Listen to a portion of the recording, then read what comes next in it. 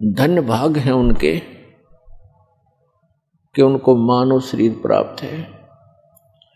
दुर्भाग्य उन प्राणियों का जिनको ये सच्चा नाम, सच्ची भक्ति और सच्चा ज्ञान, तत्व ज्ञान प्राप्त नहीं है। उसके लिए परमात्मा ने अपने सभी बच्चों के लिए यह प्रयत्न इस दास से करवा रखा है। रजा उस परमेश्वर की ही है, क्योंकि जैसे माता पिता को अपने सभी बच्चे प्रिय होते हैं, ऐसे ही ये परमात्मा कबीर देव है, जिसको अल्लाहु अकबर कहते हैं, जिसको ग्रेट गॉड कहते हैं। ये हम सभी का पिता है और यही हमारी माता है, क्योंकि इसके वचन से हम सभी आत्माओं की उत्पत्ति हुई है।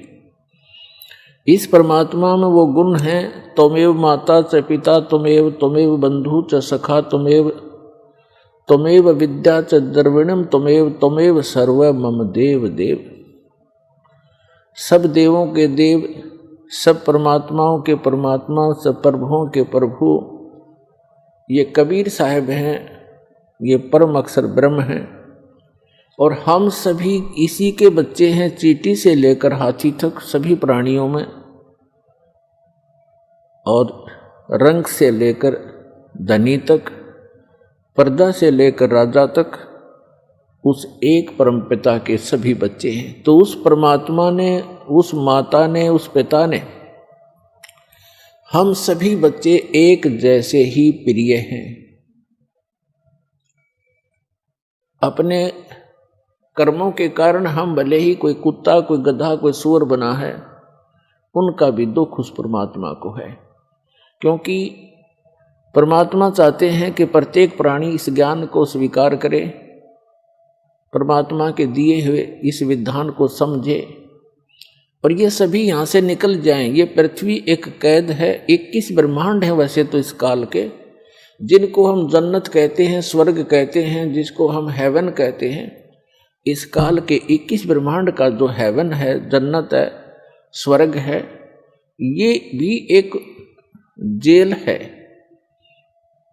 3 लोक और भवन चतुर्दश सब ही जम की जेल रे, इस काल की जेल में है। तो इस जेल से निकलने का सुअवसर अब प्राप्त है और जो दास ये मार्ग भक्ति का आपको बता रहा है, ये गॉड गिवन है, कंप्लीट गॉड गिवन और कंप्लीट स्पिरिचुअल नॉलेज है।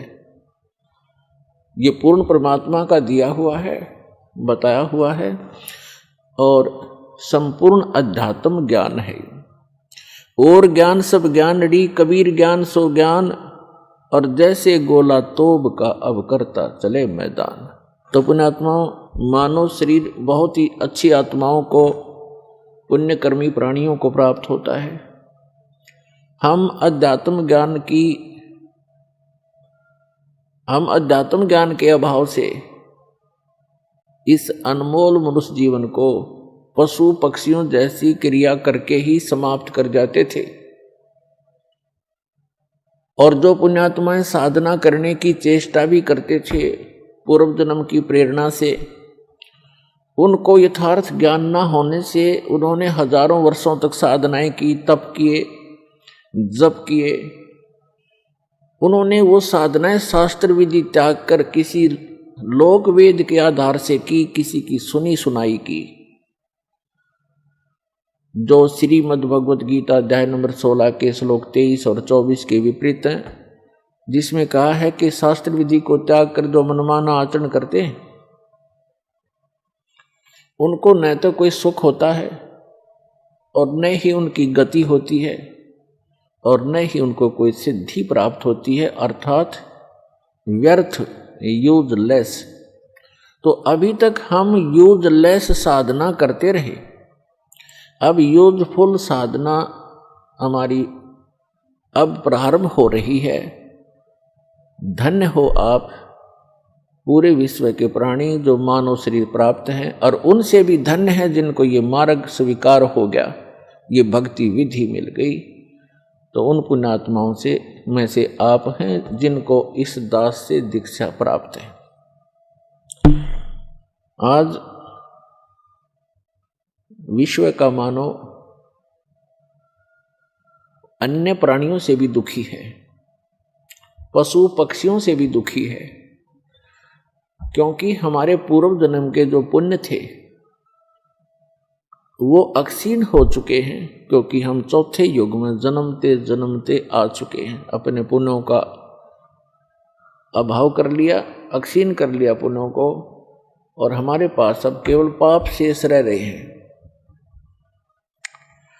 जिस कारण से जैसे पाप और पुण्य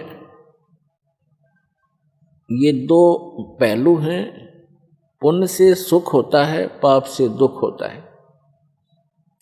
हमने सुख की परिभाषा का पता नहीं, आपको हमको अभी तक पता नहीं था, तो हम इसको सुख मान रहे थे। जिसके पास एक बढ़िया कार हो, अच्छी कोठी हो, कोई फैक्ट्री हो, या कोई अच्छी पोस्ट प्राप्त हो, कोई पद बना हो उसका, डॉक्टर, इंजीनियर, आईएएस, आईपीएस या जज, या कोई मंत्री, मुख्यमंत्री, प्रधानमंत्री बनकर बड़ी बड़ी गाड़ियों में चलता हो, तो हमने इस सुख की परिभाषा बस इतना ही ज्ञान था। ये सुख नहीं है, ये तो बाह्य दिखावा है। प्रत्येक प्राणी टेंशन लिए फिरता है, प्रत्येक प्राणी 99% व्यक्ति टेंशन से ग्रस्त हैं। तो हम इसको सुख मान रहे थे। सुख नाम की कोई वस्तु नहीं इसी किस ब्रह्मांड में। तो परमात्मा चाहते हैं कि आप यहां से निकलो, इस झूठे सुख को भूलो, इससे परिचित हो जिसको तुम सुख मान बैठे हो। कबीर साहब कहते हैं झूठे सुख को सुख है, ये मान रहा मनमोद, ये सकल चबीना काल का, कुछ मुख में कुछ गोद। यहां सब ये काल का आहार है। इस झूठे सुख को आप सुख मान बैठे हो, ये सुख नहीं है। आज आप जिसको सुख मानते हो उस व्यक्ति के पास सभी सुविधाएं उपलब्ध हैं। अच्छा मंत्री है, मुख्यमंत्री है, सब सुविधाएं हैं, पुत्र भी हैं, पुत्री भी हैं, आगे संतान भी ठीक है। तो इसको हमने सुख मान रखा है।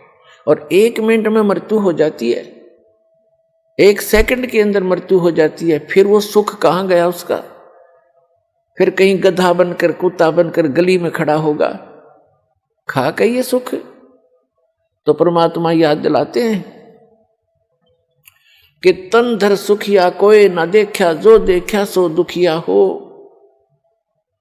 उदय अस्त की बात करत है मन सबका, किया विवेका। शरीरधारी प्राणी यहां इस पृथ्वी लोक के जो कच्चे शरीरधारी प्राणी हैं, कहते परमात्मा कहते मैंने कोई इस पृथ्वी पे सुखी नहीं देखा। और जो उदय अस्त की बात करते हैं, उदय अस्त का अर्थ है चक्रवर्ती राजा, जिसका शासन पूरी पृथ्वी पर हो। परमात्मा कहते मैंने उनके भी अंदर से झांक कर देखा है। राजा के पास कोई साधु संत चला जाता है, ढेर सारे दुख बता देता है, महाराज मुझे ये तकलीफ है, महाराज मुझे ये तकलीफ है, महाराज मुझे ये कष्ट है। तो परमात्मा कहते हैं उदय अस्त की बात करे मन सबका, किया विवेका हो। फिर क्या बताते हैं? जंगम दुखिया जोगी दुखिया, कहते हैं तंदर सुखिया कोई ना देखा, जो देखा सो दुखिया हो। उदय अस्त की बात करते हैं मन सबका, किया विवेका हो। घाटे बात सब जग दुखिया, क्या गरही बैरागी हो। और सुखदेव ने दुख के डर से गर्भ में माया त्यागी हो। फिर कहते हैं जंगम दुखिया जोगी दुखिया, और तपस्वी को दुख दूना हो। और आशा तृष्णा सब में व्यापे, कोई महल ना सुना हो। फिर परमात्मा कहते हैं कि साच कहूं तो जग नहीं माने, पर झूठ कही ना जाई हो। और ये ब्रह्मा विष्णु महेश्वर दुखिया, जिनने ये राह चलाई हो। फिर परमात्मा अंत करते हैं इस कहानी का, कहते हैं सुरपति दुखिया। सुरपति इंद्र, स्वर्ग का राजा, देवताओं का स्वामी। सुरपति दुखिया, भूपति दुखिया। भूपति माने पूरी पृथ्वी का शासक राजा। सुरपति दुखिया भूपति दुखिया और रंक दुखी बपरीती हो, कहे कबीर और सब दुखिया, एक संत सुखी मन जीती हो। अब निष्कर्ष कर दिया दाता ने।